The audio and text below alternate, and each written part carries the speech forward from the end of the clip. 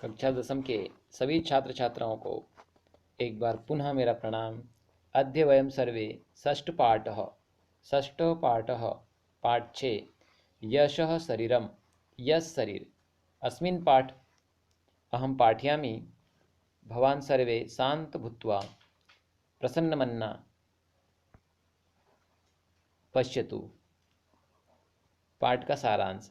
संसारे बहुवः जनाः जन्म गृह्णन्ति किन्तु तेषु अल्पजनाः एव संसारे ख्यातिं प्राप्य यशो लभन्ते। क्या बताया इसमें कि संसार में बहुत से लोग जन्म लेते हैं किंतु उनमें से कुछ लोग ही संसार में कीर्ति और यश को प्राप्त करते हैं। कीर्ति प्राप्त करके यश पाते हैं। कीर्ति प्राप्त करके ऐश्वर्य प्राप्त करके ख्याति प्राप्त, कीर्ति यानी ख्याति प्राप्त करके यश को पाते हैं। ये स्वसुखम स्वार्थम च परित्यज्य लोकमंगल भावनाया लोक कल्याणार्थम कार्यम कुर्वन्ति ते एव यश शरीरेण जीवन्ति। क्या बताया? ये है जो स्वसुखम स्वार्थम च, अपने सुख और स्वार्थ को, च का यहाँ अर्थ हो जाएगा और, स्वसुखम स्वार्थम च परित्यज्यम, परिधन तेज धन लेप, यहाँ लेप प्रत्यय है, छोड़ करके लोक मंगल भावनाया लोक कल्याणार्थम, लोक मंगल भावना और लोक कल्याण के लिए कार्य कुर्वन्ति, कार्य करते हैं। वे ही तेन वे एवं ही वे ही ये शरीर में जीते हैं। ये स्वार्थ मात्रम चिंतयति ते तु जीवंतो अपि मृता एव तिष्ठन्ति। जो अपने स्वार्थ मात्र के लिए चिंता करते हैं, जीत मतलब सोचते हैं, स्वार्थ मात्र के लिए ही सोचते हैं, वे तो जीते हुए भी मरे हुए की भांति हैं। ये वे भांति या समान, मरे हुए के समान हैं। तिष्ठन्ते न है। अस्या भावनाया, अस्या ने इस भावना के साथ, अस्या भावनाया विकास है, इस भावना का विकास करने के लिए, अस्या षष्ठी विभक्ति, भावनाया षष्ठी विभक्ति, विकासाय चतुर्थी विभक्ति। इस भावना का विकास करने के लिए अबला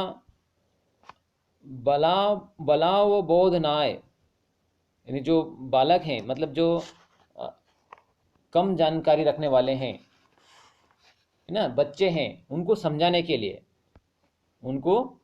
के लिए यहाँ पर यह पाठ प्रस्तुत हैं, ये कथा प्रस्तुत हैं। कथा क्या है देखते हैं। इसमें है गंगा तीरे मार्कंडेय नाम कश्चन मुनि वस्ति स्म। गंगा तीरे सप्तमी विभक्ति एक वचन, गंगा के किनारे पर मार्कंडेय नाम कोई मुनि रहते थे। तस्य ने उसका, षष्ठी विभक्ति एक वचन, तस्य गुरुकुले, उस गुरुकुल में सप्तमी विभक्ति एक वचन, तस्या गुरुकुले बहुवः शिष्य आसन, उनके गुरुकुल में बहुत सारे शिष्य थे। वासुदेव तस्य प्रिय शिष्य, वासुदेव उनका प्रिय शिष्य था। तस्य 12 वर्षात्मकम अध्ययनम यदा समाप्तम तदा गुरु तम आहूय अवदत्। तस्य ने उसका, जब उस कौन, वासुदेव का, कि 12 वर्ष की शिक्षा समाप्त होती हैं, तब गुरु से बुलाकर, आहूय यानी बुलाकर बोलते हैं, शिष्य अधुना यानी अब, भवान सर्व विद्या पारंगत अस्ति, भवान यानी आप सभी विद्याओं में पारंगत है, मतलब कुशल हैं।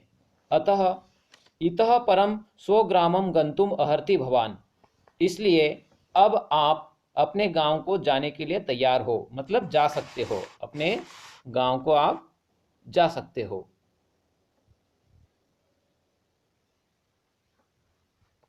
गमनात् पूर्वं भवता द्वारकापुरस्य देवराजस्य गृहं दृष्ट्वा आगंतव्यम। गमनात् यानी जाने से पूर्व, आपके द्वारा, भवता यानी आपके द्वारा, द्वारकापुर के देवराज के घर को देखकर आना चाहिए। आगंतव्यम यानी आना चाहिए। किंतु गृहस्यांत न गंतव्यम, किंतु घर के अंदर नहीं जाना है, सिर्फ उसके घर को देख कर आना है।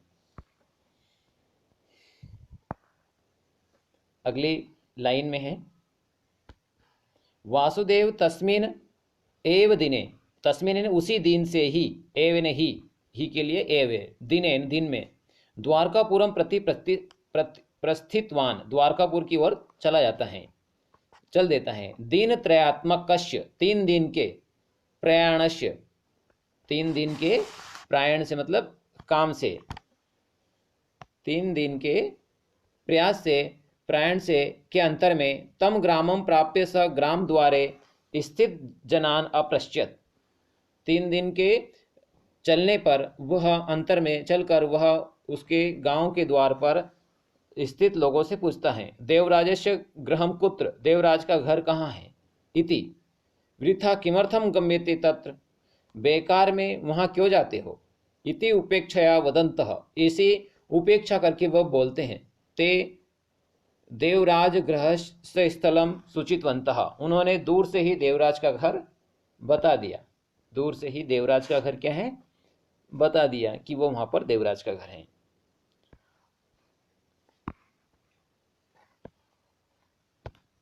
अग्रे गता सा कुपात जलम उद्धरन्ती महिलां याचित्वा जलम प्राप्य तत् पिबन ताम अपृश्यत। आगे जाकर वह कुएं से जल भरने वाली महिलाओं के पास जल पीने के लिए प्रार्थना करता है और जल पीबन पीबन पीप धन सत्री प्रत्यय पीते हुए ताम अपृश्यत उनसे पूछता है, देवराजस्य गृहम कुत्र, देवराज का घर कहाँ है। तस्य पापिन नाम किमर्थम मम पुरता उच्चारिति भवान, वो महिलाएं क्या बोलती है क्रोधपूर्वक, उस पापी का नाम हमारे सामने तुमने क्यों उच्चारित किया। इति वदंती सा महिला तत् निर्गच्छति एव, ऐसा बोलती हुई वह महिला वहां से निकल जाती हैं। किंचित अग्रे गता वासुदेव किंचित देवालयम अपश्यत, कुछ आगे जाकर वासुदेव ने कुछ देवालय देखे, मंदिर देखे। तत्र प्रसाद वेन भोजन वितरणम प्रचलति, इसमें वहां पर प्रसाद के रूप में भोजन वितरण हो रहा था। नितराम बुभुक्षितः वासुदेव जनानाम पंक्तयो उपाविशत, यानी बहुत भूखा होने के कारण वासुदेव लोगों की पंक्ति में बैठ जाता है। भोजन समय सो पार्श्व उपविष्टवंत किंचित जनन अपृश्यत वासुदेव, यानी भोजन करते समय जब उसके पास में कुछ व्यक्ति बैठे थे उनसे वो पूछता है, देवराज किम धनिक, क्या देवराज धनवान है। इति तदा सा पार्श्वत जनः धिक् भवंतम, धिक्कार है तुमको। भोजन काले तस्य पापी ने नाम स्मारित, भोजन करते समय उस पापी का नाम लिया। इति वदन भोजनम परित्यज्य उत्थित एव, ऐसा बोलकर वह वहां से भोजन को छोड़कर उड़ जाता है। कौन, वो जो पास में बैठा वो व्यक्ति।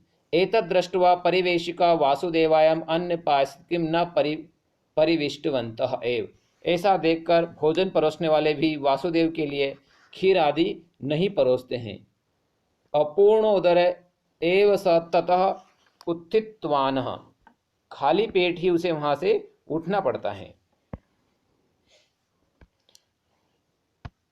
दूरात एव देवराजस्य गृहं दृष्ट्वा प्रत्यागतः, दूर से ही देवराज का घर देखकर वापस लौट आता है। स दिन द्वयस्य अनंतरम गुरुकुल प्राप्तवान, 2 दिन के अंतर में 2 दिन के अंतराल में वह गुरुकुल में आ जाता है। गुरुम तम पुनः उदत, गुरु उनसे पुनः बोलता है, क्या बोलता है कि रामनाथपुरम गत्वा देव रामदेवस्य गृहम ज्ञात्वा आगंतव्यम इति, अब आपको रामनाथपुर जाकर के रामदेव के घर को जानकर आना चाहिए।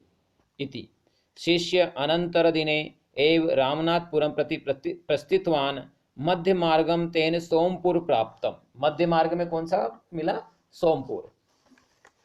तस्य स्वगृहस्य पुरतः उपविष्ट कश्चित मातरम अवदत्स, उसके घर के सामने बैठी हुई महिला से वो बोलता है, अम्ब माता किंचित जलम ददातु, कुछ जल दीजिए आदि। जलम दत्वा माता अपृश्यत, जल देकर माता बोलती हैं, भवता कुत्र गम्यते, आपके द्वारा कहाँ जाना, मतलब आप कहाँ जाते हो। इति रामदेवस्य गृहं प्रति इति अवदत्त वासुदेव, रामदेव के घर, ऐसा वासुदेव बोलता है। अहो प्रातः स्मरणीय सह, वो जो जिन्हें प्रातः स्मरणीय मतलब सुबह जिनको याद किया जाता है, ऐसे वह व्यक्ति। इति उक्त्वा सा माता वासुदेवम सह स्नेहन अंत नीत्वा भोजनादिकम दत्वा सत्कृतवती, ऐसा बोलकर वह माता वासुदेव को अपने घर के अंदर ले जाती हैं और भोजन आदि के द्वारा सत्कार करती हैं। ततः इसके बाद में निर्गत वासुदेव रामनाथपुरम प्राप्य, इसके बाद में वासुदेव रामनाथपुर की को प्राप्त हो जाता है, चला जाता है। रामदेवस्य गृहम कुत्र, रामदेव का घर कहाँ है। इति किंचित अपृश्यत, ऐसा किससे पूछता है। स अपि सत्कृत्य स्वयं आगत्य रामदेवस्य गृहं प्रादर्शयत्।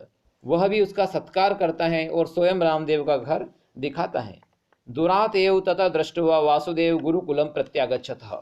दूर से ही देखकर वह गुरुकुल में आ जाता है। दिन द्वयस अंतरम गुरु अकथयत।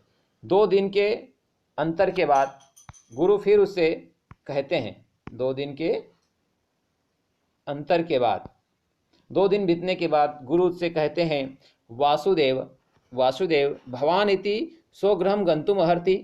अब तुम अपने घर जाना चाहते हो। गमनात् पूर्व भवता देवराज रामदेवयो पूर्ण परिचय प्राप्तव्यम इति। इन्हें जाने से पहले आपको देवराज और रामदेव का पूर्ण परिचय प्राप्त करना चाहिए। एतद आदेशम पालयन वासुदेव पुनरपि द्वारकापुरम प्राप्य देवराजेश गृहम अगच्छत। इस ऐसा आदेश का पालन करते हुए वासुदेव पुनः द्वारकापुर जाकर के रामदेव के घर आ जाता है। वैभव पेतम गृहम तत्व। वैभव से परिपूर्ण वह घर। द्वार रक्षक तस्य। उसके द्वार रक्षक प्रवेशम निषिद्धवान। उसके द्वार रक्षक को प्रवेश करने से रोकते हैं। बहुधा प्रार्थना यदा कृता तदा स अंत गत्वा। बहुत सारी प्रार्थना करने के बाद उसे अंत में वो देवराज के घर जा करके देवराजम वासुदेव गमनम निवेदितवान। वासुदेवराज है जो उससे निवेदन करता है। कोपी एव बहि आगत्य देवराज। कोपेन एव बहि आगत्य देवराज। कोपेन ने क्रोध पूर्वक ही वह आकर के देवराज बोलता है। क्या बोलता है? किम धनम याचितुम आगता भवता। क्या तुम धन मांगने के लिए यहाँ आए हो? मया कस्मेचित किमपि न दीयते। मेरे द्वारा किसी को भी कुछ नहीं दिया जाता। मम विश्रांति नाशिता भवता। आपके कारण मेरी विश्रांति, जो आराम का समय था, वह नष्ट हुआ। निर्गम्यताम। चले जाओ। इति तर्जत्वा तम प्रेषितवान। ऐसा करके उसे लज्जित करके वहां से उसे भेज देता है।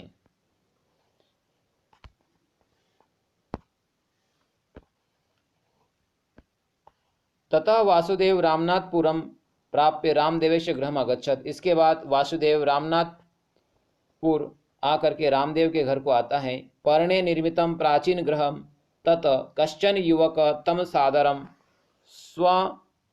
स्वागतीकृत्य पानीय भोजनादि भी तम सत्कृत्य विश्रांत्यर्थम व्यवस्था अकरोत्।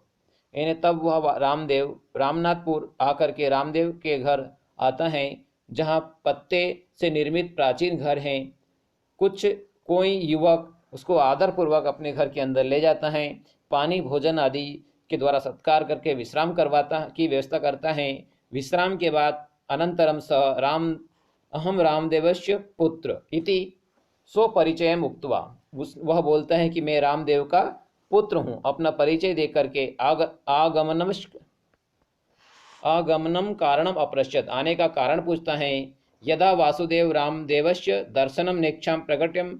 जब वासुदेव रामदेव के दर्शन की इच्छा प्रकट करता है। तदा पुत्र एकम भावचित्रम प्रदर्श्य मम पिता विशन्ति वर्षभ्य पूर्व एव दिवगतः। तब वह पुत्र एक भाव से चित्र को बताता है और कहता है कि मेरे पिता 20 वर्ष पूर्व ही स्वर्ग सिधार गए हैं। इदानीम तस्य स्मृति मात्र अस्ति लोके। ये तो सिर्फ उनकी सिर्फ यादें ही हैं, इस संसार में उनकी यादें ही हैं। इति विषादेन अवदत। ऐसा वो कुछ रूखा सा बोलता है। रामदेव दुख पूर्वक कहता है। रामदेव ग्रामस्य विकासाय देवालय चिकित्सालय विद्यालय ग्रंथालय धर्म उद्यानानि यानी कारितवान। इन्हें रामदेव ने गांव के विकास के लिए देवालय, मंदिर, हॉस्पिटल, चिकित्सालय, विद्यालय, ग्रंथालय, वाचनालय और धर्मशाला, उद्यानी, बगीचे आदि का निर्माण करवाया। तत्सर्वम अपश्यत वासुदेव। उन सबको वासुदेव ने देखा। ग्रामे सर्वे रामदेव स्वगौरवम विस्मरन्ति स्म। गांव में सभी ने रामदेव को सगौरव गौरव के साथ याद करते थे। देवराजे देवराजे देवराजे जीवती सती अपि कोपी तस्मिन आदरवान न। देवराज जीवित हैं फिर भी उसका कोई आदर सत्कार नहीं करता। रामदेव तो विसंति वर्षेभ्य पूर्व एव दिवगतः। रामदेव तो 20 वर्ष पूर्व चले गए, स्वर्गवास सिधर गए। चेदपि तब भी जनः प्रतिदिनं तम स्मरन्ति। प्रत्येक दिन उसे याद करते हैं। स समाज हितम चिंतयति समृतोपि जीवति। इसी जो समाज हित के लिए चिंता करता है वह मरने के बाद भी जीता है। ये स्वार्थ मात्रम चिंतयति स तो जीवन अपि मृत एव। जो अपने स्वयं के लिए ही चिंता करता है वो तो जीते हुए भी मरे हुए के समान है। इति अवगतवान, ऐसा वासुदेव ने जाना। इति अवगतवान वासुदेव, ऐसा जान करके वासुदेव ने प्रण लिया। क्या लिया कि मया रामदेवस्य जीवनम एव अनुकरणीयम। मेरे द्वारा, मया तृतीय विभक्ति एक वचन, मेरे द्वारा रामदेव का, षष्ठी विभक्ति एक वचन, मेरे द्वारा रामदेव का जीवन ही अनुकरण करना चाहिए। मतलब मुझे भी रामदेव जैसा ही बनना चाहिए। इति संकल्प स्वग्रामम अगच्छत। ऐसा संकल्प लेकर के वह अपने गांव को आ जाता है। इसलिए हमें भी अपने जीवन में परोपकार के कार्य करना चाहिए। इस पाठ से हमें यही शिक्षा मिलती है, क्योंकि परोपकार ही एक ऐसा कार्य है जो हमेशा के लिए जीवित रहता है और हमारे जीवन को कीर्ति ख्याति प्राप्त करवाता है और यश देता है। इसलिए हमें परोपकार के कार्य करना चाहिए। जय हिंद, जय भारत।